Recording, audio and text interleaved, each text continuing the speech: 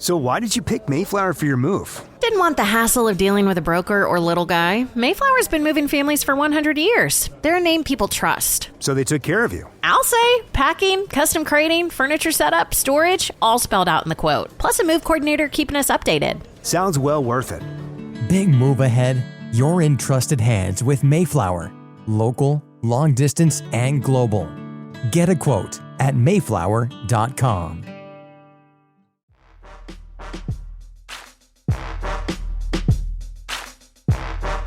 Welcome to the Instagram stories for Monday, October 14th. I'm your host, Daniel Hill. We're going to get into what the head of Instagram answered on his Ask Me Anything this week. But before we do that, I want to talk about this show very briefly and ask for your assistance. I've been recording this show for about 6 years now. And in that time, the format of the show has changed over time. It's gotten longer. I've added advertisements. It went from being every day, or as close as every day as humanly possible, to 2 or 3 times a week with longer episodes. And I want to figure out what is the best way to serve you, the listener, going into 2025. Are there things that I should improve about the show? Of course there are. There are tons of things. But what things should I focus on? For instance, should I focus on improving the audio quality? Should I focus on getting more interviews and guests? Should I focus on making the show longer or less commercials? Or what is it about this show that you think I should improve? I have created a Google survey for you to fill out to tell me what you think I can do to improve this show. And since I'm asking for a few minutes of your time, I will say that the first 10 people who fill this out will get a $20 virtual Amazon e-gift certificate. Again, the first 10 people to fill this out will get a $20 Amazon virtual e-gift certificate. So please go to the link in the show notes, take a few minutes, fill it out, tell me how you think I can improve the show, and be sure to include your email address that you use for Amazon so that you can get that e-gift card. Okay, with that, let's get into the show. Let's dive into the questions, and the first one has to do with asking people to email you based on some of the content that you make on Instagram. For instance, if you put your email address in the caption of the reel and you ask people to email you, would Instagram block that? The question, does specifying email in the caption of a reel affect the number of views? Here's Adam's answer.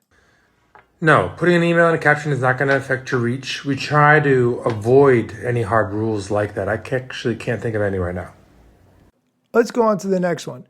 Is there a way to default to sound on? Now, as a product manager, I would tell you that defaulting to sound on would be a very bad user experience. If you opened up the app and it immediately starts playing sound at maximum volume, that's not going to be an expected experience, and therefore no one would like it. Here's Adam's answer to the question, is there a way to default to sound on? Right now, the way it works is that once you turn sound on by turning it on any one video, then, then the sound stays on. It's a tough one because there's a lot of content that has sound on and is much better with sound on Instagram, but also you don't want to just turn it on automatically for people who are used to being able to open the app and have it be silent because maybe they're in a place where they don't want to bother other people. You know what might be an interesting twist on that is if your audio is connected to some kind of Bluetooth device, then by default have it on, but maybe you have a Bluetooth speaker and you don't want everyone to hear it. So that's probably not a good idea. Overall, default for sound should be off. That's the best way to do it. The next question has to do with Instagram taking features away or unshipping features. The two that come to mind are the like tab, which showed you all the people who you were following on Instagram and what kind of content they were liking. That was a great way to spy on people, I will tell you. But Instagram unshipped that a number of years ago, along with IGTV, which just feels like a distant memory at this point because we've had Reels for so long. The question, how do you decide what features to take away? If we take away a feature, it's because it isn't being used very much or not creating a lot of incremental value for the app or for the community. There still might be, even if it's a small percentage, a lot of people in absolute terms who use the feature. But if it's adding complexity and it's not really creating a lot of value for the broader community, then it's always a candidate for being removed. The next question has to do with thumbnails. Are you the kind of person who wants to have a nice, clean, organized profile grid so you create thumbnails for everything? Sometimes I can be that kind of person, but often I think not very many people see this, so it's really not worth the time and effort to do it. The question, can you give us the option to edit a thumbnail after posting a reel?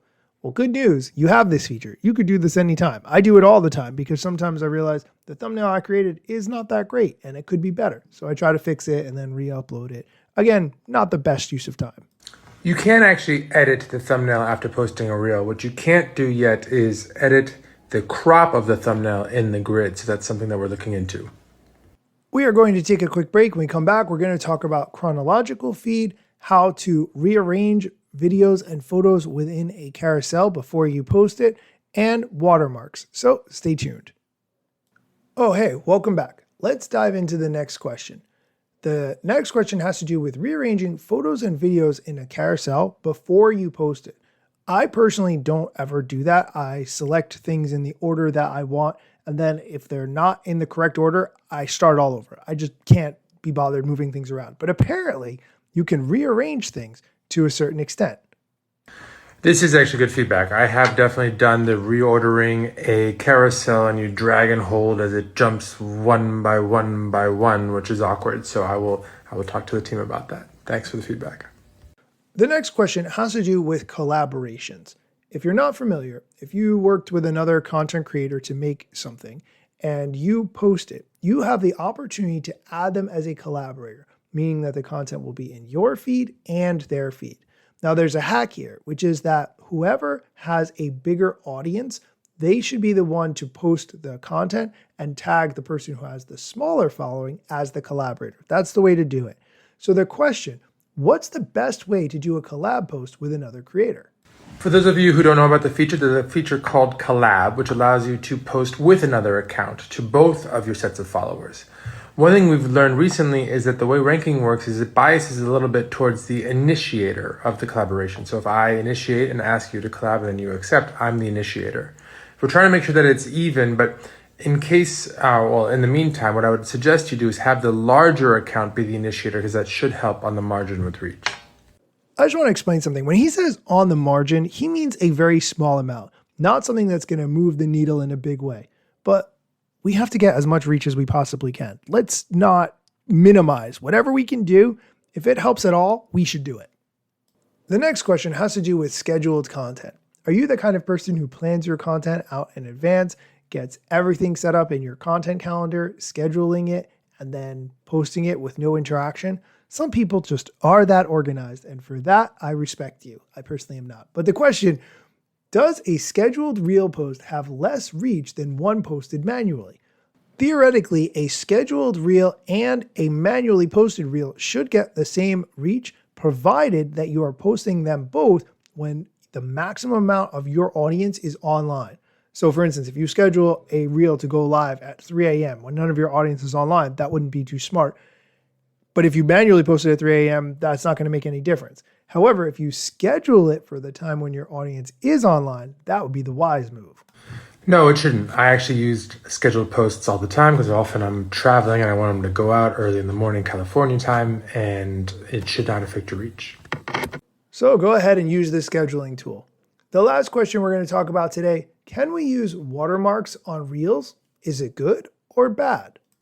Posting a video as a reel, or not as a reel even, with a watermark will hurt your reach. We do have no issue with you creating content from other editing apps. That's fine. Just don't post it with a watermark and you'll be good to go. I feel like I talked about this recently, but even the CapCut app, which has that little CapCut logo animation at the end, just cut it out. You don't need to advertise anybody else's thing. Your content is what you want to have center stage as much as humanly possible. That is going to do it for today's episode. Just as a reminder, the first 10 people who fill out the survey that is linked to in the show notes get a $20 Amazon gift card. So be sure to check out the link in the show notes for that and fill it out. I really am looking forward to your feedback. Be sure to come back next time for more social media news, strategy, and other things that you need to know.